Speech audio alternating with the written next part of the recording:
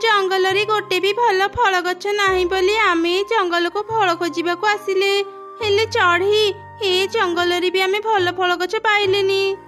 काऊ आमे एते दूर को आसीचे एमिति चली जीवाटा ठीक हेबनी तू सेपटे खोजी देखे मु एपटे देखुची। एमिति कथा हेई सेमाने पुणी थरे फल खोजिबाकू गले। किछि दूर गला परे चढ़ी गोटे आंब गछ देखिला। आरे एई तो गोटे आंब गछ अछि मो झियो को आंब खाइबा पई भारी भल लागे मु किछि आंब तोड़ी ता पाखकू नै जाए से खुशी हेई जिवो।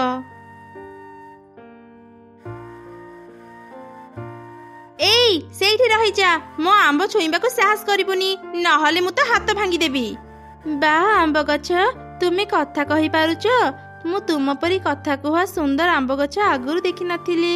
तुम पाखरे तो अनेक आंब अछि मु केवल 2-4टा आंब नै थांती हेले तुमे मो उपरे ते रागुछ काहेकि जे। ए राग न करी मो खुशी रे मोर सब आंब तते देई देबी तू एया चाहूछु ना मो सुंदर आंब काहाकू भी देबिनी। आउ ता छड़ा मोठू अनुमति न नै को साहस रे तू मोठू आंब पाळियाकू चली आसिलु। आंब नेबाकू हेले अनुमति नेबाकू पड़े एक कथा तो मु आगुर जानि नथिली। हौ आंब गछ सांग तुमे मते आउ रागनी मते क्षमा करि दियो एबे मु तुम पाखरु अनुमति नेबी दया करी मते किछि आंब दियो। ना मु तते मा आंब देई पारिबिनी तू एठु चली जा मु तते आउ मो पाखरे देखि पारिबिनी। तू मो बिसरी जानिनु मु एमिति सेमिति आंब गछ नुह तो भली भिकारी चढ़े मानकू मु मो आंब केबे दिएनी। तते लाज लागुनी एमिति छिड़ाई मो कथा शुणुचु जा जा शीघ्र मो आखि सामने चली जा। आंब गछ एते अहंकार भल नुह तुमे गोटे गछ आमको फल देवा तुमर कर्तव्य ता न करी तुमे मते अपमान देउछ। ताते अपमान देई भल करिची एबे मते आ विरक्त न करी एठु चली जा तू गला परे मु टिके शांति रे सोईबी। आंब गछर एपरी कथा शुणी माँ चढ़ी मन दुखरे सेठारु चली आसिला। रास्तारे काऊ सह तार देखा हेला। आरे चढ़ी तो फल गछ पाइलु ना नाही मु अनेक खोजिली हेले कोउठी भी फल गछ पाइलिनी। चढ़ी तू एते मन दुखरे काहे अछु कोन हेची तोर। काऊर एपरी कथा शुणी माँ चढ़ी ताकू सब घटना कहिला। सब शुणी काऊ कहिला कोन कहूचु तू आंब गछ एते अहंकारी हेई पारी मु प्रथम थर ए कथा शुणुची किंतु से गोटे गछ हेई एते अहंकार काहेकि करूची। ता तो जानिनी काऊ आमे आउ ए जंगल रे फल गछ पाइबानी चले आमे एबे घर को फेरी जिबा काली सकाळी आमे उत्तर दिगरे थिबा जंगल को जिबा आ सेठी फल गछ खोजी देखिबा। आरे चढ़ी तू घर को जा मोर गोटे काम अछि से काम सरिले मु जिबी। अच्छा ठीक अछि काऊ मु एबे जाउची। चढ़ी कहिला से आंब गछरे अनेक आंब अछि से आंब गछ टिके रागी देला बोली चढ़ी एमिति मन दुखरे चली गला। सतरी चढ़ीटा भारी बोकी मु से आंब गछ पाखकू एबे जिबी आउ ताठू आंब पाड़ी घर को नेबी से गोटे सामान्य आंब गछ हेई मोर कोन क्षति करिबो। एमिति चिंता करी काऊ आंब गछ पाखकू गला आउ जेमिति से गोटे लाठी रे आंब तोलिबाकू चेष्टा कला आंब गछ ताकू ता जादू शक्ति रे दूर को फोपाड़ी देला। ए तोर साहस केमिति हैला मो पाखरु आंब नेबा पई निज चेहरा आईना रे देखिचु चाली आसिला मो सुंदर आंब नेबा पई आउ थरे जदी मो आंब रे हाथ देबु मु तते जीवन रु मारी देबी। मोर भूल हे गला आंब गछ मु जानि नथली तुमे एते शक्तिशाली मु आउ दिने तुम पाखकू आंब नेबा को आसीबिनी। बुझी गलु जदी एठारु शीघ्र पळा आउ दिने मो पाखकू आसीबुनी। काऊ भय रे से जागा छाड़ी चली गला। किछि दिन बीती गला दिने गोटे बुढ़ी चढ़ी से आंब गछ पाखकू आसिला। 2 दिन हेलाणी ए जंगल रु से जंगल को मु घोरी बुलुची भारी भोक लागिलाणी। एई तो गोटे आंब गछ केते आंब हेइची ए गछ रे मु 2टा आंब खाइनी मो पेट पुरी जीव। एई बुढ़ी मो डाल रे बसिचु काहेकि मु टिके सोईथिली सेई भितरे तू आसी मो गछ रे बसी पड़िलु। अपरिष्कार बुढ़ी मो गछ रे बसी मते भी अपरिष्कार करिदेला एबे मु तते उच्च शिक्षा देबी। बाप रे हे गछटा एमिति कोन कहूची मते बदे ये हेबे ही मारी देबो मु शीघ्र एठु पळाए। एमिति कही बुढ़ी चढ़ी शीघ्र सेठारु चली गला। आंब गछ ताकू अनेक रागुथिला। सेही समय गोटे परी सेठाकू आसिला ସେ ଆମ୍ବ ଗଛ ଉପରେ ଯାଦୁ କରି ତାକୁ ପରି କରିଦେଲା। ଏ କଣ, ମୁଁ ଆମ୍ବରୁ ପରି କେମିତି ହେଲି? ପରିମା, ତୁମେ ଏଠି? ତା ମାନେ ତୁମେ ମତେ ପରି କରିଛ? ତୁମେ କଣ ମତେ କ୍ଷମା କରିଦେଲ ପରିମା? ମୁଁ ତତେ ପରି କରିଛି, ହେଲେ ତତେ କ୍ଷମା କରିନି। ତୁ ଯେତେବେଳେ ପରିଥିଲୁ ନିଜ ରୂପକୁ ନେଇ ଅହଙ୍କାର କରୁଥିଲୁ, ସେଥିପାଇଁ ମୁଁ ତତେ ଏଠି ଆମ୍ବ ଗଛ କରି ରଖିଥିଲି। ଭାବିଥିଲି ତୁ ନିଜ ଭୁଲ ବୁଝିପାରି ସମସ୍ତଙ୍କୁ ସାହାଯ୍ୟ କରିବୁ, କିନ୍ତୁ ନା, ତୁ ଜମା ବି ବଦଳିନୁ। ତୁ ସେମିତି ଆଗ ଭଳି ଏବେ ବି ନିଜ ରୂପକୁ ନେଇ ଅହଙ୍କାର କରୁଛୁ। ପକ୍ଷୀମାନଙ୍କୁ ତୁ ଅନେକ କଷ୍ଟ ଦେଇଛୁ, କାହାକୁ ବି ନିଜ ଆମ୍ବ ଖାଇବାକୁ ଦେଇନୁ। ଏବେ ତୁ ତ ଭୁଲର କଠିନ ଶାସ୍ତି ପାଇବୁ। ନା ନା ପରିମା, ମୋର ଭୁଲ ହେଇଗଲା, ମତେ ଥରକ କ୍ଷମା କରିଦିଅ। ମୁଁ ଆଉ କେବେ ବି ଅହଙ୍କାର କରିବିନି କି କାହା ସହ ଖରାପ ବ୍ୟବହାର ବି କରିବିନି। ନା, ମୁଁ ତତେ ଆଉ ସୁଯୋଗ ଦେଇପାରିବିନି। ଏଥର ତୁ କଠିନ ଶାସ୍ତି ପାଇବୁ। ମୁଁ ତ ପାଖରୁ ତୋର ସବୁ ଯାଦୁ ଶକ୍ତି ବି ନେଇଯିବି। ଏମିତି କହି ପରିମା ସେ ଅହଙ୍କାରୀ ପରୀକୁ ନିଜ ଯାଦୁ ଶକ୍ତିରେ ଗୋଟେ ଛୋଟ ପୋକ କରିଦେଲା। ତାପରେ ସେ ସେଠାରୁ ଚାଲିଗଲା। ଅହଙ୍କାରୀ ପରି ପାଖରେ ଯାଦୁ ଶକ୍ତି ନଥିବାରୁ ସେ ସାରା ଜୀବନ ସେମିତି ପୋକ ହେଇ ରହିଲା। ଆରେ ଚଢ଼େଇ, ତୋ ପକୁଡ଼ି ନା ମୋ ପିଲାମାନଙ୍କୁ ଭାରି ପସନ୍ଦ। ମତେ ବି ତ ପକୁଡ଼ି ଖାଇବାକୁ ଭାରି ଭଲ ଲାଗେ। ମୋର ତ ଇଚ୍ଛା ହୁଏ ଏକାଥରକେ ମୁଁ ତୋର ସବୁ ପକୁଡ଼ି ଖାଇଦିଅନ୍ତି। ଚିଲ ଦିଦି, ତୁମେ ଜଙ୍ଗଲରେ ସମସ୍ତଙ୍କଠୁ ଧନୀ। ତୁମେ ଚାହିଁଲେ ମୋର ସବୁ ପକୁଡ଼ି ଖାଇପାରିବ। କଣ ଯେ କହୁ ଚଢ଼େଇ, ଏକାଥରକେ ଏତେ ଗୁଡ଼ିଏ ପକୁଡ଼ି ଖାଇଲେ ମୋ ପେଟ ଠିକ୍ ରହିବ ନା? ତୁ ମତେ 2 ପ୍ୟାକେଟ ପକୁଡ଼ି ଦେ, ମୁଁ ଘରକୁ ନେଇ ମୋ ପିଲାମାନଙ୍କ ସହ ଖାଇବି। ଆଚ୍ଛା ଠିକ୍ ଅଛି, ଏଇ ନିଅ। ଏମିତି ଚିଲ ପକୁଡ଼ି ନେଇ ସେଠାରୁ ଚାଲିଗଲା। ଚଢ଼େଇର ପକୁଡ଼ି ଦୋକାନ ପାଖରେ କାଉ ବି ଗୋଟେ ପକୁଡ଼ି ଦୋକାନ ଦେଇଥିଲା। କାଉର ପକୁଡ଼ି କାହାକୁ ବି ଭଲ ନ ଲାଗିବାରୁ ସମସ୍ତେ ଚଢ଼େଇ ପାଖରୁ ହିଁ ପକୁଡ଼ି କିଣି ଖାଉଥିଲେ। ଏସବୁ ଦେଖି ତ କାଉ ଚଢ଼େଇକୁ ମନେ ମନେ ଖୁବ୍ ରାଗୁଥିଲା। ଏ ଚଢ଼େଇର ଦୋକାନ ପାଇଁ ମୋର ଗୋଟେ ବି ପକୁଡ଼ି ବିକ୍ରି ହେଉନି। ଏମିତି ଆଉ କେତେ ଦିନ ଚାଲିବ? ନା, ଆଉ ନୁହଁ, ମୁଁ ଏଇ ଚଢ଼େଇର କିଛି ବ୍ୟବସ୍ଥା କରିକି ରହିବି। ଏବେ ମୁଁ ଦୋକାନ ବନ୍ଦ କରି ଘରକୁ ଯାଏ, ମୋ ସ୍ତ୍ରୀ ସାଙ୍ଗରେ ଏ ବିଷୟରେ କଥା ହେବି। ତାପରେ କାଉ ଦୋକାନ ବନ୍ଦ କଲା। ଏସବୁ ଦେଖି ଚଢ଼େଇ ତାକୁ କହିଲା, କାଉ ଭାଇ, ଏତେ ଶୀଘ୍ର ଦୋକାନ ବନ୍ଦ କରିଦେଲ ଯେ? ଆରେ ଚଢ଼େଇ, ମୋ ଦେହଟା ଟିକେ ଭଲ ଲାଗୁନି, ସେଥିପାଇଁ ଶୀଘ୍ର ଦୋକାନ ବନ୍ଦ କରି ଘରକୁ ଯାଉଛି। ଘରେ ଯାଇ ଟିକେ ଆରାମ କରିବି।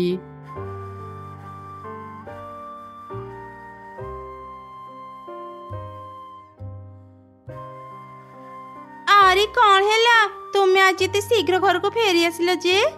କଣ ଆଉ ହେବ, ଦୋକାନକୁ ଗ୍ରାହକ ଆସିଲେ ସିନା ମୁଁ ଦୋକାନ ଖୋଲା ରଖିବି। ଆଜି ମୋ ଦୋକାନକୁ ଗୋଟେ ବି ଗ୍ରାହକ ଆସିନାହାନ୍ତି। ସମସ୍ତେ ସେ ଚଢ଼େଇର ଦୋକାନକୁ ହିଁ ଯାଉଛନ୍ତି। ଯେପର୍ଯ୍ୟନ୍ତ ଚଢ଼େଇର ଦୋକାନ ଏଠୁ ନ ହଟିବ, କେହି ବି ମୋ ଦୋକାନକୁ ଆସିବେନି। ହଁ, ତୁମେ ଠିକ୍ କହିଲ। ଚଢ଼େଇର ଦୋକାନ ବନ୍ଦ କଲେ ଯାଇ ଆମ ଦୋକାନ ଭଲ ଚାଲିବ। ମୋ ପାଖରେ ଗୋଟେ ଉପାୟ ଅଛି, ଶୁଣ। ଏମିତି ସେ 2 କାଉ ଏକ ଯୋଜନା ବନେଇଲେ। ସେପଟେ ସନ୍ଧ୍ୟା ହେଲା ପରେ ମା ଚଢ଼େଇ ଟଙ୍କା ଧରି ଘରକୁ ଫେରିଲା। ମା, ଆଜି ଘରକୁ ଫେରୁ ଫେରୁ ଏତେ ଡେରି କରିଦେଲ ଯେ? କଣ କରିବି କହ ମା, ଆଜି ଦୋକାନରେ ପ୍ରବଳ ଭିଡ଼ ଥିଲେ। ସମସ୍ତଙ୍କୁ ମୋ ପକୁଡ଼ି ଭାରି ପସନ୍ଦ। ମୁଁ ଯେତିକି ପକୁଡ଼ି ତିଆରି ଥିଲେ ସବୁ ସରିଗଲା। ପୁଣି ଥରେ ମୁଁ ପକୁଡ଼ି ତିଆରି କରି ବିକ୍ରି କଲି। ସେଥିପାଇଁ ଆଜି ଘରକୁ ଫେରୁ ଫେରୁ ଡେରି ହେଲା। ହଁ ଠିକ୍ କଥା ମା, ତୁମ ହାତ ତିଆରି ପକୁଡ଼ି ସତରେ ଭାରି ସ୍ୱାଦିଷ୍ଟ। ମୁଁ ବି ତୁମ ପରି ପକୁଡ଼ି ତିଆରି କରିବି। ମା, ମତେ ପକୁଡ଼ି ତିଆରି କରିବା ଶିଖେଇବ ନା? ହଁ ହଁ ଶିଖେଇବି, ହେଲେ ତା ପୂର୍ବରୁ ତୁ ଭଲ ପାଠ ପଢ଼ି ଚାକିରି କର। ତତେ ଭୋକ ଲାଗିଥିବଣି, ଚାଲେ ମୁଁ ରୋଷେଇ କରୁଛି ତ ଖାଇନେବୁ। ଏମିତି କଥା ହେଇ ସେମାନେ ଖାଇବା ଖାଇଲେ। ସେପଟେ 2 କାଉ ମଶାଲ ଧରି ଚଢ଼େଇର ଦୋକାନକୁ ଆସିଲେ। ଆଖ ପାଖରେ କେହି ବି ଦେଖାଯାଉନାହାନ୍ତି। ଏଇଟା ଭଲ ସୁଯୋଗ, ତୁମେ ଚଢ଼େଇର ଦୋକାନରେ ମଶାଲ ପକେଇ ଦିଅ। ଚଢ଼େଇର ଦୋକାନ ଯେତେବେଳେ ନିଆଁରେ ପୋଡ଼ି ପାଉଁଶ ହେଇଯିବ, ଦେଖିବି ସେ କେମିତି ପକୁଡ଼ି ତିଆରି କରି ବିକ୍ରି କରିବ। ତାପରେ ସେମାନେ ଚଢ଼େଇର ଦୋକାନରେ ନିଆଁ ଲଗେଇ ସେଠାରୁ ଚାଲିଗଲେ। ପରଦିନ ସକାଳେ, ମାରି, ମୁଁ ଜଳଖିଆ ତିଆରି କରିଦେଇଛି, ତୁ ଖାଇକି ସ୍କୁଲ ଯିବୁ। ମୁଁ ଏବେ ଦୋକାନକୁ ଯାଉଛି।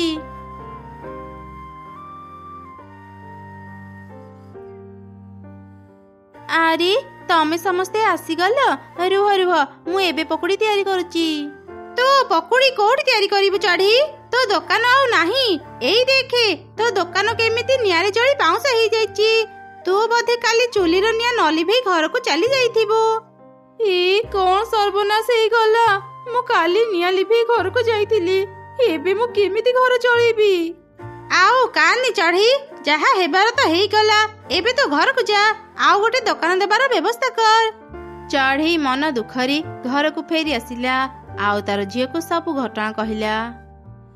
ମନ ଦୁଃଖ କରନି ମା, ସବୁ କିଛି ଠିକ ହେଇଯିବ। ଆଗରୁ ଯେତେବେଳେ ଆମର ଦୋକାନ ନଥିଲା, ତୁମେ ଘରେ ପକୁଡ଼ି ତିଆରି କରି ବିକ୍ରି କରୁଥିଲ। ଏବେ ସେମିତି ଘରେ ପକୁଡ଼ି ତିଆରି କରି ବିକ୍ରି କର ମା। ଯେତେବେଳେ ଟଙ୍କା ହେବ, ତୁମେ ପୁଣି ଥରେ ଗୋଟେ ଦୋକାନ ଦେବ। ତୁ ଠିକ କହିଲୁ ରେ ମା। ମୁଁ ଏବେ ହିଁ କିଛି ପକୁଡ଼ି ତିଆରି କରି ଝୁଡ଼ିରେ ଧରି ବଜାରକୁ ଯିବି। ତୁ ଏବେ ସ୍କୁଲ ଯା, ମୁଁ ଯାଉଛି ପକୁଡ଼ି ତିଆରି କରିବି।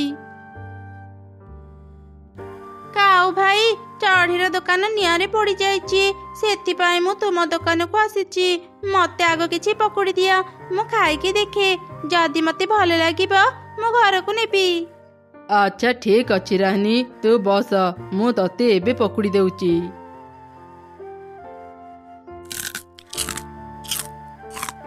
छी छी କାଉ ଭାଇ, କେମିତିକା ପକୁଡ଼ି ତିଆରି କରିଛ?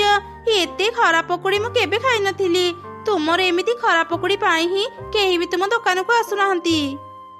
ଚୁପ୍ କର ରାନୀ, ପକୁଡ଼ି ଖାଇବାକୁ ଆସିଛୁ, ପକୁଡ଼ି ଖାଇକି ଯା। ଏତେ ବେଶୀ କଥା କହନି। ତୁ ଯୋଉ ପକୁଡ଼ି ଖାଇଛୁ ସେ ଟଙ୍କା ଦେଇକି ଯା। ଏଇ ନିଅ ତୁମ ଟଙ୍କା। ଏଇ ପକୁଡ଼ି ମୁଁ ଘରକୁ ନେଇ ପାରିବିନି। ଏଇଠି ରହିଲା ତୁମ ପକୁଡ଼ି। ଏମିତି ଯିଏ ବି କାଉ ପାଖକୁ ଆସୁଥିଲା ତା ପକୁଡ଼ି ନ ଖାଇ ଚାଲି ଯାଉଥିଲା। ସେପଟେ ମା ଚଢ଼େଇ କିଛି ପକୁଡ଼ି ତିଆରି କରି ସେସବୁ ଝୁଡ଼ିରେ ରଖି ବଜାରକୁ ଗଲା ବିକ୍ରି କରିବା ପାଇଁ। କିଛି ଦୂର ଗଲା ପରେ, ଆଜି କେତେ ଖରା ହେଉଛି। ଅଳ୍ପ ସମୟ ଉଡ଼ିଲା ପରେ ହିଁ ମୁଁ ଥକିଗଲି।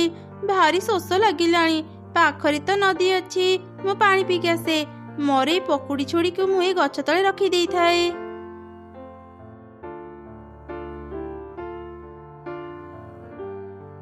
ଏତେ ବଢିଆ ବାସ୍ନା କୋଉଠୁ ଆସୁଛି? ଓ, ମୋ ଗଛ ତଳେ ପକୁଡ଼ି ଅଛି। ପକୁଡ଼ି ବାସ୍ନାରେ ମୋ ନିଦ ଭାଙ୍ଗିଗଲା। ଏ ସବୁ ପକୁଡ଼ି କାହାର? ଆଖପାଖରେ ତ କେହି ବି ଦେଖା ଯାଉନାହାନ୍ତି। ପକୁଡ଼ିର ଏତେ ବଢିଆ ବାସ୍ନା ଯେ ମୁଁ ଆଉ ନିଜକୁ ଅଟକେଇ ପାରୁନି। ଆଗ ପକୁଡ଼ି ଖାଇସାରି ତାପରେ ଚିନ୍ତା କରିବି। ଏମିତି କହି ଗଛ ସବୁ ପକୁଡ଼ି ଖାଇଦେଲା। ଚଢ଼େଇ ପାଣି ପିଇ ଆସିଲା ପରେ ଦେଖିଲା ତା ପକୁଡ଼ି ଝୁଡ଼ିରେ ନାହିଁ। କଣ, ମୋ ଝୁଡ଼ିରେ ଗୋଟେ ବି ପକୁଡ଼ି ନାହିଁ? କିଏ ମୋର ସବୁ ପକୁଡ଼ି ଖାଇଦେଲା? କେତେ କଷ୍ଟ କରି ମୁଁ କିଛି ପକୁଡ଼ି ତିଆରି କରିଥିଲି। ଏବେ ମୁଁ କଣ ବିକ୍ରି କରିବି? ଚଢ଼େଇ, ଏଠି ଯୋଉ ପକୁଡ଼ି ଥିଲା ସେସବୁ କଣ ତୋର? ହଁ ଗଛ, ମୁଁ ଏଇଠି ପକୁଡ଼ି ରଖିଥିଲି। ତୁମେ କଣ ଦେଖିଛ କିଏ ମୋ ପକୁଡ଼ି ଖାଇଛି? ଚଢ଼େଇ, ତୁ ମତେ କ୍ଷମା କରିଦେ। ମୁଁ ଶୋଇଥିଲି, ତୋ ପକୁଡ଼ି ବାସ୍ନାରେ ମୋ ନିଦ ଭାଙ୍ଗିଗଲା। ଏଠି ମୁଁ କାହାକୁ ବି ଦେଖିବାକୁ ପାଇଲିନି। ମୁଁ ତୋର ଟିକେ ପକୁଡ଼ି ଖାଉ ଖାଉ ସବୁ ପକୁଡ଼ି ଖାଇଦେଲି। କଣ ହେଲା ଗଛ, ତୁମେ ମୋର ପକୁଡ଼ି ଖାଇଛ? କିନ୍ତୁ ତୁମେ ଗୋଟେ ଗଛ ହେଇ ପକୁଡ଼ି କେମିତି ଖାଇଲ? ମୁଁ ସାଧାରଣ ଗଛ ନୁହଁ ଚଢ଼େଇ। ମତେ ବି ତମମାନଙ୍କ ପରି ଭୋକ ଶୋଷ ଲାଗେ। ମୁଁ ପକୁଡ଼ି ଖାଇ ତୋର ବହୁତ ବଡ଼ କ୍ଷତି କରିଦେଲି ନା ଚଢ଼େଇ। ହେଲେ ତୁ ଚିନ୍ତା କରନି, ମୁଁ ତତେ କ୍ଷତିପୂରଣ ଦେବି। ଏଇ ନେ କିଛି ଟଙ୍କା। ବାପ୍ରେ, ଏଠି ତ କେତେ ଗୁଡ଼ିଏ ସୁନା ଟଙ୍କା ଅଛି। ଗଛ, ମୋ ପକୁଡ଼ିର ଦାମ ଏତେ ନୁହଁ। ମୁଁ ଏତେ ଗୁଡ଼ିଏ ସୁନା ଟଙ୍କା ନେଇପାରିବିନି। ଆରେ ଚଢ଼େଇ, ତୋ ପକୁଡ଼ି ଭାରି ସ୍ୱାଦିଷ୍ଟ ଥିଲା। ଏତେ ଭଲ ପକୁଡ଼ି ମୁଁ ଆଗରୁ କେବେ ଖାଇନଥିଲି। ମୁଁ ଖୁସିରେ ତତେ ଏସବୁ ଦେଉଛି। ତୁ ଆଉ ବୁଲି ବୁଲି ପକୁଡ଼ି ବିକ୍ରି ନ କରି ଗୋଟେ ହୋଟେଲ ଦେଇ ପକୁଡ଼ି ବିକ୍ରି କର। ତୋର ଯେବେ ବି ସମୟ ହେବ ମୋ ପାଇଁ ବି କିଛି ପକୁଡ଼ି ଆଣିଦେବୁ। ତୁମକୁ ଅନେକ ଅନେକ ଧନ୍ୟବାଦ ଦୟାଳୁ ଗଛ। ଗତ ରାତି ମୋ ଦୋକାନ ପଡ଼ିଯିବାରୁ ମୁଁ ଆଜି ପକୁଡ଼ି ବିକ୍ରି କରିବା ପାଇଁ ଝୁଡ଼ିରେ ଧରି ବାହାରିଥିଲି। ଦୟାଳୁ ଗଛ, ତୁମେ ଆଜି ମୋର ବହୁତ ବଡ଼ ସମସ୍ୟା ଦୂର କରିଦେଲ। ତୁମେ ଜମା ବି ଚିନ୍ତା କରନି, ମୁଁ ପ୍ରତିଦିନ ତମକୁ ପକୁଡ଼ି ଆଣିଦେବି। ଏମିତି କହି ଚଢ଼େଇ ସେ ସବୁ ସୁନା ଟଙ୍କା ଧରି ତା ଘରକୁ ଗଲା।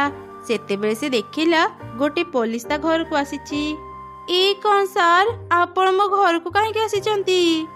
ଚଢ଼େଇ, ମୁଁ ତତେ ଗୋଟେ ଭିଡ଼ିଓ ଦେଖିବାକୁ ଆସିଛି। ମୁଁ ଚୋରମାନଙ୍କୁ ଧରିବା ପାଇଁ ଜଙ୍ଗଲର ବହୁତ ଜାଗାରେ ସିସି କ୍ୟାମେରା ଲଗେଇଥିଲି। ଏକଥା ଜଙ୍ଗଲରେ କେହି ବି ଜାଣିନଥିଲେ। ଏଇ ଦେଖେ, କାଲି ରାତିର ଭିଡ଼ିଓ। କାଉମାନେ କେମିତି ତୋ ଦୋକାନରେ ନିଆଁ ଲଗାଉଛନ୍ତି। କଣ ହେଲା? ସେ ଦୁଷ୍ଟ କାଉମାନେ ମୋ ଦୋକାନରେ ନିଆଁ ଲଗେଇ ଦେଇଛନ୍ତି। ସେମାନେ ଏପରି କାମ କରିବେ ମୁଁ କେବେ ଭାବି ନଥିଲି। ତୁ ଚିନ୍ତା କରନି ଚଢ଼େଇ, ସେମାନେ ତାଙ୍କ ଭୁଲର ଶାସ୍ତି ପାଇବେ। ମୁଁ ଏବେ ତାଙ୍କ ପାଖକୁ ଯାଉଛି। ଆରେ ବାଃ, ଚଢ଼େଇ ଆଜି ନାହିଁ ବୋଲି ମୋର କେତେ ଭଲ ଟଙ୍କା ରୋଜଗାର ହେଲା। ଏମିତି ଚାଲିଲେ ତ ମୁଁ ଖୁବ୍ ଶୀଘ୍ର ଧନୀ ହେଇଯିବି। ଅନ୍ୟର କ୍ଷତି କରି ଭାରି ଖୁସି ଲାଗୁଛି ନା? ଏବେ ମୋ ସାଙ୍ଗରେ ଥାନାକୁ ଚାଲେ, ସେଠି ତୋର ସବୁ ହସ ବାହାରିଯିବ। କିନ୍ତୁ ସାର୍, ମୁଁ ତ କିଛି ବି ଭୁଲ କରିନି, ମତେ କାହିଁକି ଥାନାକୁ ନେବେ? ମୋ ପାଖରେ ତ ଭୁଲର ପ୍ରମାଣ ଅଛି। ଥାନାକୁ ଚାଲ, ସେଠି ତୁ ସବୁ ଜାଣିପାରିବୁ। ଏମିତି ପୋଲିସ ଦୁଇ କାଉଙ୍କୁ ଥାନାରେ ବନ୍ଦୀ କରି ରଖିଲେ। ସେପଟେ ମା ଚଢ଼େଇ ଗୋଟେ ବଡ଼ ହୋଟେଲ ଦେଇ ପକୁଡ଼ି ବିକ୍ରି କଲା। ସେ ସବୁଦିନ ଗଛକୁ ନେଇ ପକୁଡ଼ି ବି ଦେଉଥିଲା।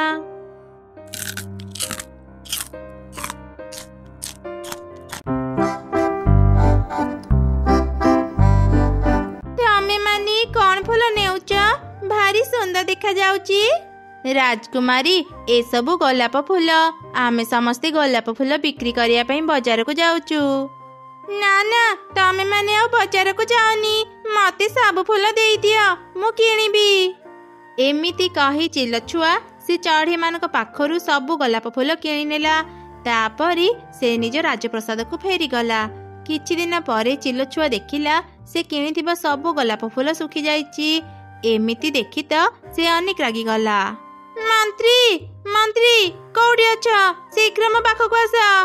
କଣ ହେଲା ରାଜକୁମାରୀ, ମତେ କାହିଁକି ଡାକିଲେ? ଏଇ ଦେଖ, ମୁଁ କିଣିଥିବା ସବୁ ଫୁଲ କେମିତି ଶୁଖିଯାଇଛି। ସେ ଫୁଲ ବିକ୍ରି କରୁଥିବା ଦୁଇ ଚଢ଼େଇଙ୍କୁ ଏବେ ହିଁ ଧରି ଆଣି ବନ୍ଦୀ କର। ସେମାନେ ମତେ ଖରାପ ଫୁଲ ବିକ୍ରି କରିଛନ୍ତି। ନା ନା ରାଜକୁମାରୀ, ସେ ଦୁଇ ଚଢ଼େଇଙ୍କର କିଛି ବି ଭୁଲ ନାହିଁ। ଗଛରେ ଫୁଲ ଥିଲେ ତା ବହୁତ ଦିନ ଯାଏ ସତେଜ ରୁହେ। ଥରେ ଯଦି ଗଛରୁ ଫୁଲ ତୋଳାଯାଏ ସେ ଫୁଲ ଶୁଖିଯାଏ। ଓ ଆଚ୍ଛା, ଏମିତି କଥା। ତାହେଲେ ମୁଁ ଏବେ ହିଁ ବାପାଙ୍କୁ କହିବି ସେ ମୋ ପାଇଁ ଗୋଟେ ବଗିଚା କରିଦେବେ, ଯେମିତି ମୁଁ ସବୁଦିନ ସତେଜ ଫୁଲମାନଙ୍କୁ ଦେଖିପାରିବି। ବାପା, ମୋର ଗୋଟେ ଜିନିଷ ଦରକାର। ତୁମକୁ ମୋ ଇଚ୍ଛା ପୁରା କରିବାକୁ ହିଁ ପଡ଼ିବ। ମାରେ, ତୁ ମୋର ଗୋଟିଏ ବୋଲି ଝିଅ, ତୁ ଯାହା କହିବୁ ମୁଁ ତୋର ସବୁ ଇଚ୍ଛା ପୁରା କରିବି। ତୁ ଖାଲି କହ ତୋର କଣ ଦରକାର। ବାପା, ନଦୀ ପାଖରେ ମୋ ପାଇଁ ଗୋଟେ ବଡ଼ ଗୋଲାପ ଫୁଲର ବଗିଚା କରିଦିଅ। ଓ ଏଇ କଥା ମା, ଏଥିପାଇଁ ତୁ ଏତେ ମନ ଦୁଃଖ କରିଅଛୁ? ଆଜି ହିଁ ତ ବଗିଚା ହେଇଯିବ, ଆଉ ସେ ବଗିଚାରେ ଅନେକ ଅନେକ ଗୋଲାପ ଫୁଲ ରହିବ। ତେବେ ଠିକ ଅଛି ବାପା, ଏବେ ମୁଁ ଯାଉଛି। ମନ୍ତ୍ରୀ, କୁଆଡେ ଗଲ? ଶୀଘ୍ର ଏଠାକୁ ଆସ। ଆଜ୍ଞା ମହାରାଜ, ମତେ ଡାକିଲେ? ହଁ ମନ୍ତ୍ରୀ, ଏବେ ହିଁ ଯାଅ, ନଦୀ ପାଖରେ ଏକ ସୁନ୍ଦର ବଗିଚାର ବ୍ୟବସ୍ଥା କର, ଆଉ ସେ ବଗିଚାରେ କେବଳ ଗୋଲାପ ଫୁଲ ରହିବ। ମହାରାଜ, ଆପଣ ଯଦି କିଛି ନ ଭାବିବେ ମୁଁ ଗୋଟିଏ କଥା କହିଥାନ୍ତି। କଣ କହିବ ମନ୍ତ୍ରୀ, କୁହ। ମହାରାଜ, ଆପଣ ରାଜକୁମାରୀଙ୍କୁ ବହୁତ ଭଲ ପାଆନ୍ତି, ତା ଆମେ ସମସ୍ତେ ଜାଣୁ। କିନ୍ତୁ ମହାରାଜ, ରାଜକୁମାରୀ କହିବା ସଙ୍ଗେ ସଙ୍ଗେ ହିଁ ଆପଣ ଯଦି ତାଙ୍କୁ ସବୁ କିଛି ଦେଇଦେବେ ତାଙ୍କ ଅଭ୍ୟାସ ଖରାପ ହେଇଯିବ। ମା ହରା ଛୁଆଟି କୌଣସି ପ୍ରକାରର କଷ୍ଟ ପାଉ ମୁଁ ତ ଚାହେଁନି ମନ୍ତ୍ରୀ। ମୁଁ ସବୁ ସହିପାରିବି, ହେଲେ ମୋ ଝିଅର କଷ୍ଟ ସହିପାରିବିନି। ତୁମେ ଆଉ ବେଶୀ କଥା ନ କହି ଯାଅ, ଶୀଘ୍ର ବଗିଚାର ବ୍ୟବସ୍ଥା କର।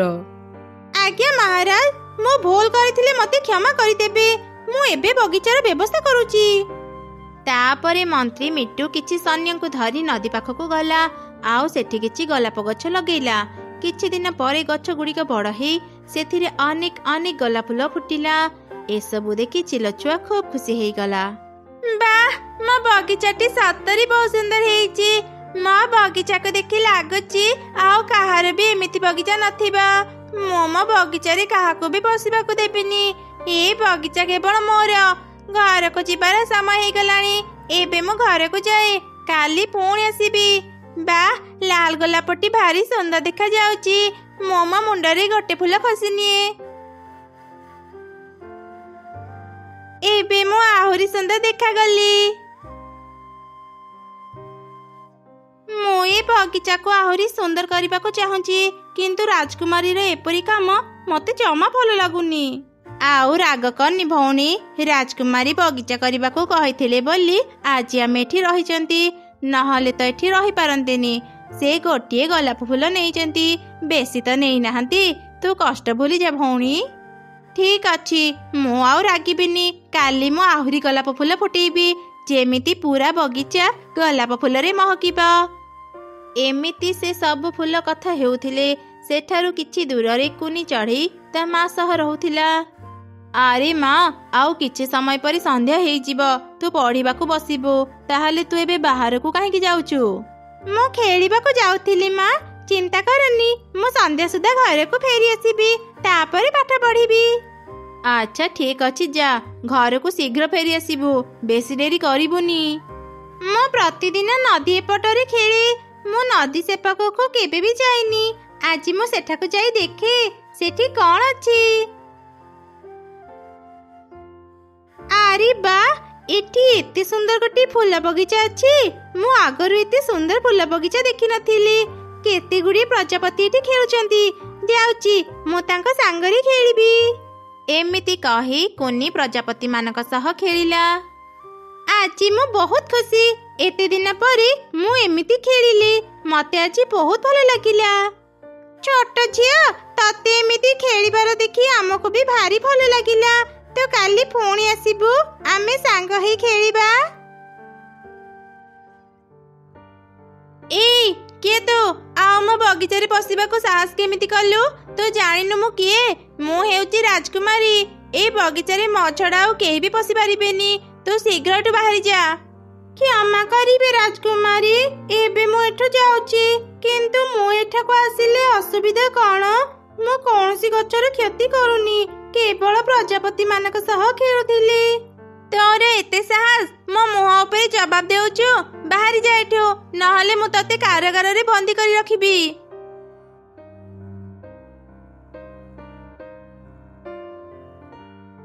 କେତେ ସାହସ ଏ ଗରିବ ମାନଙ୍କର, ମୋ ବଗିଚାରେ ପଶୁଛନ୍ତି। ମନ୍ତ୍ରୀ, ଶୀଘ୍ର ମୋ ବଗିଚାକୁ ଘେର କରିଦିଅ, ଯେମିତି କେହି ବି ମୋ ବଗିଚାରେ ପଶିବାକୁ ସାହସ କରିବେନି।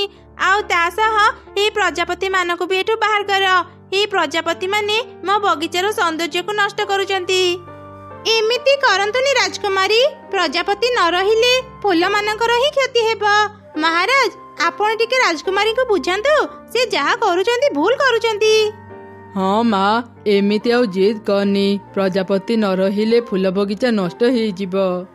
ବାପା, ସାମାନ୍ୟ ଗୋଟେ ମନ୍ତ୍ରୀର କଥା ଶୁଣି ତୁମେ ମତେ ଏତେ କଥା କହୁଛ? ଆଜି ମୋ ମା ବଞ୍ଚିଥିଲେ ତୁମେ ମତେ କଣ ଏମିତି ରାଗିଥାନ୍ତ? ତୁମେ ତୁମ ମନ୍ତ୍ରୀ ସାଙ୍ଗରେ ରୁହ, ମୁଁ ଆଜି ହିଁ ରାଜପ୍ରସାଦ ଛାଡି ଚାଲିଯିବି। ନା ନା ମା, ଏମିତି କହନି। ତୋ ବିନା ମୁଁ କେମିତି ବଞ୍ଚିବି? ମନ୍ତ୍ରୀ, ଯାଅ, ଏବେ ହିଁ ମୋ ଝିଅ ଯେମିତି କହିଲା ସେମିତି କର। ବଗିଚାରେ ଥିବା ସବୁ ପ୍ରଜାପତିଙ୍କୁ ବାହାର କରିଦିଅ। ଠିକ ଅଛି ମହାରାଜ, ଆପଣ ଯେମିତି କହୁଛନ୍ତି ମୁଁ ସେମିତି କରିବି। କିନ୍ତୁ ମହାରାଜ, ଝିଅ କଥାରେ ପଡ଼ି ଆପଣ ବି ଭୁଲ କରୁଛନ୍ତି।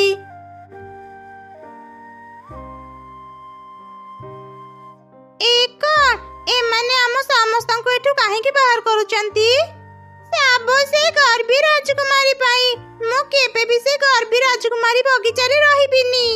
ଆମେ ପ୍ରତିଦିନ ରାଜକୁମାରୀକୁ ଖୁସି କରିବା ପାଇଁ ଅନେକ ଫୁଲ ଫୁଟାଉ, କିନ୍ତୁ ରାଜକୁମାରୀ ଆମର ପ୍ରଶଂସା ନ କରି ଓଲଟା ଆମ ସହ ସାଙ୍ଗ ହେଉଥିବା ପ୍ରଜାପତି ମାନଙ୍କୁ ଏଠୁ ବାହାର କରିଦେଉଛି। ମୁଁ ଆଉ କେବେ ବି ଫୁଲ ଫୁଟେଇବିନି। ହଁ ଭଉଣୀ, ତୁ ଠିକ କହିଲୁ। ରାଜକୁମାରୀ ଦିନେ ଦିନେ ତା ଅହଙ୍କାରର ଶାସ୍ତି ପାଇବ। କିରେ, ବାହାରୁ ଆସିଲା ପରଠୁ ଏମିତି ମନ ଦୁଃଖରେ କାହିଁକି ବସିଛୁ? କୁନି ତାର ମାକୁ ରାଜକୁମାରୀର ସବୁ କଥା କହିଲା। ମାରେ, ଆମେ ଗରିବ, ଆମେ ସବୁ ଜାଗାକୁ ଯାଇପାରିବାନି। ତୁ ଆଉ କେବେ ବି ସେ ବଗିଚାକୁ ଯାନି।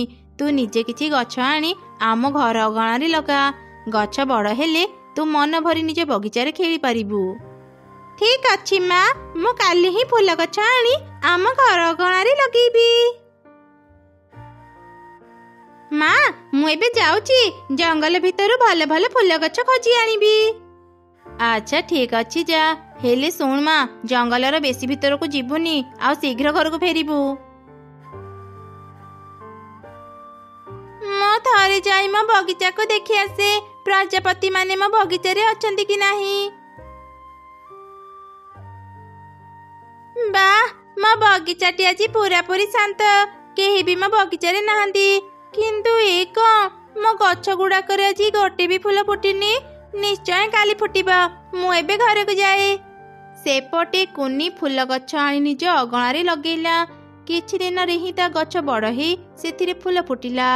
ତା ଦେଖି ଅନେକ ପ୍ରଜାପତି ସେ ଫୁଲ ବଗିଚାକୁ ଆସିଲେ। ଆରେ, ତମେ ସମସ୍ତେ ଏଠି? କ'ଣ ଆଉ କହିବୁ ସାଙ୍ଗ, ରାଜକୁମାରୀ ତାଙ୍କ ବଗିଚାରୁ ଆମକୁ ବାହାର କରି ଦେଇଛନ୍ତି। ତମେ ମାନେ ଆଉ ମନ ଦୁଃଖ କରନି। ଆଜିଠୁ ତମେ ମାନେ ମୋ ବଗିଚାରେ ରୁହ। ମୁଁ ପ୍ରତିଦିନ ତମମାନଙ୍କ ସହ ଖେଳିବି। ମାରେ, କ'ଣ ହେଇଛି ତୋର? ତୁ ଏମିତି ମନ ଦୁଃଖ କରି ବାହାରୁ ଆସିଲୁ ଯେ? କ'ଣ ହେଇଛି ତୋର ମତେ କହ। ମୁଁ ତ କଷ୍ଟ ଦେଖିପାରିବିନି। ବାପା, କିଛି ଦିନ ହେବ ମୋ ବଗିଚାରେ ଫୁଲ ଫୁଟୁନି। ଏମିତି କାହିଁକି ହଉଛି ମୁଁ କିଛି ବୁଝିପାରୁନି। କ୍ଷମା କରିବେ ରାଜକୁମାରୀ, ଏଥିପାଇଁ କେବଳ ଆପଣ ଦାୟୀ। ଆପଣଙ୍କ ଭୁଲ ପାଇଁ ହିଁ ଆଜି ବଗିଚାର ଏମିତି ଅବସ୍ଥା ହେଇଛି। ଆପଣ ଯଦି ପ୍ରଜାପତି ମାନଙ୍କୁ ବଗିଚାରୁ ତଡ଼ି ନଥାନ୍ତେ, ଫୁଲ ଗଛ ଗୁଡାକ ଏମିତି ଶୁଖି ନଥାନ୍ତା। ପ୍ରକୃତିର ଗୋଟେ ନିୟମ ଅଛି, ଯେ ପ୍ରକୃତିର ନିୟମ ବିରୁଦ୍ଧରେ ଯାଏ କ୍ଷତି ତାର ହିଁ ହୁଏ। ଚୁପ୍ କର ମନ୍ତ୍ରୀ, ମୋ ଝିଅ ଏତେ ମନ ଦୁଃଖରେ ଅଛି, ଆଉ ତୁମେ ତାକୁ ଏମିତି କଥା କହୁଛ? ବାପା, ମନ୍ତ୍ରୀଙ୍କୁ ରାଗନି। ସେ ଠିକ କହିଛନ୍ତି। ମୁଁ ମୋ ଅହଙ୍କାରରେ ଅନ୍ଧ ହେଇଯାଇଥିଲି। ମନ୍ତ୍ରୀ, ମୁଁ ମୋ ଭୁଲ ବୁଝିପାରୁଛି। ଦୟାକରି ମତେ କୁହନ୍ତୁ, ମୁଁ କେମିତି ମୋ ବଗିଚାକୁ ଠିକ କରିବି? ଆପଣ ପୁଣି ଥରେ ସେ ପ୍ରଜାପତି ମାନଙ୍କୁ ଫେରେଇ ଆଣନ୍ତୁ। ଆପଣଙ୍କ ଫୁଲ ବଗିଚା ପୂର୍ବ ଭଳି ହେଇଯିବ। ତେବେ ଠିକ ଅଛି ମନ୍ତ୍ରୀ, ଏବେ ହିଁ ଯାଅ ଆଉ ସେ ପ୍ରଜାପତି ମାନଙ୍କୁ ଖୋଜି ଆଣ। ଏମିତି ମନ୍ତ୍ରୀ ଚାରିଆଡେ ପ୍ରଜାପତି ମାନଙ୍କୁ ଖୋଜିଲା। ଖୋଜୁ ଖୋଜୁ ସେ କୁନି ଘରେ ପ୍ରଜାପତି ମାନଙ୍କୁ ପାଇଗଲା। ରାଜକୁମାରୀ ନିଜ ଭୁଲ ବୁଝି ସାରିଲେଣି। ପ୍ରଜାପତି ଦଳ, ତମେ ମାନେ ଏବେ ମୋ ସାଙ୍ଗରେ ତାଙ୍କ ବଗିଚାକୁ ଚାଲ। ନା, ଆମେ ଆମ ସାଙ୍ଗକୁ ଛାଡି କୁଆଡେ ବି ଯିବୁନି। କୁନି, ତୁ ଟିକେ ପ୍ରଜାପତି ମାନଙ୍କୁ ବୁଝା, ସେମାନେ ମୋ ସାଙ୍ଗରେ ଯାଆନ୍ତୁ। ଆଉ ତୁ ଯେବେ ବି ଚାହିଁବୁ ରାଜକୁମାରୀଙ୍କ ବଗିଚାକୁ ଆସିପାରିବୁ। ନିଜ ବଗିଚାର ଅବସ୍ଥା ଦେଖି ରାଜକୁମାରୀ ନିଜ ଭୁଲ ବୁଝି ସାରିଲେଣି। ତୁ ଟିକେ ପ୍ରଜାପତି ମାନଙ୍କୁ ବୁଝା, ସେମାନେ ମୋ ସାଙ୍ଗରେ ଯାଆନ୍ତୁ। ଆଚ୍ଛା, ଠିକ ଅଛି ସାଙ୍ଗମାନେ, ଏବେ ତମେ ମାନେ ସେଠାକୁ ଯାଅ। ମୁଁ ବି ତମ ମାନଙ୍କୁ ଦେଖା କରିବାକୁ ଯିବି। ଆଉ ଯେବେ ବି ତମ ମାନଙ୍କର ମନ ହେବ, ମୋ ବଗିଚାକୁ ବୁଲିବା ପାଇଁ ଚାଲି ଆସିବ। ରାଜକୁମାରୀ ନିଜ ଭୁଲ ବୁଝି ସାରିଲେଣି। ଏବେ ତାଙ୍କୁ କ୍ଷମା କରିଦିଅ। ସାଙ୍ଗ, ସତରେ ତୁ ବହୁତ ଭଲ। ଆମେ ଏବେ ସେଠାକୁ ଯାଉଛୁ। ଯେମିତି ପ୍ରଜାପତି ମାନେ ବଗିଚାକୁ ଫେରି ଆସିଲେ, ସଙ୍ଗେ ସଙ୍ଗେ ସବୁ ଗଛ ପୂର୍ବ ଭଳି ହେଇଗଲେ। ଦେଖ ଭଉଣୀ, ଆମ ସାଙ୍ଗମାନେ ଫେରି ଆସିଛନ୍ତି। ହଁ, ଠିକ କହିଲୁ ଭଉଣୀ। ଏବେ ଆମେ ତାଙ୍କ ସହ ଖେଳିବା ଆଉ ଅନେକ ମଜା କରିବା। ବାଃ, ମୋ ବଗିଚାଟି ପୁଣି ଥରେ ପୂର୍ବ ଭଳି ହେଇଗଲା। କୁନି, ତତେ ଅନେକ ଅନେକ ଧନ୍ୟବାଦ। ଏସବୁ ସମ୍ଭବ ତୋ ପାଇଁ ହେଇଛି। ମୁଁ ଆଉ କେବେ ବି ଅହଙ୍କାର କରିବିନି। ଆଜିଠୁ ଆମେ ସାଙ୍ଗ ହେଇ ଏ ବଗିଚାରେ ଖେଳିବା। ସେଦିନ ପରଠାରୁ ଚିଲଛୁଆ ଆଉ କୁନି ସାଙ୍ଗ ହେଇ ପ୍ରତିଦିନ ସେ ବଗିଚାରେ ଖେଳୁଥିଲେ।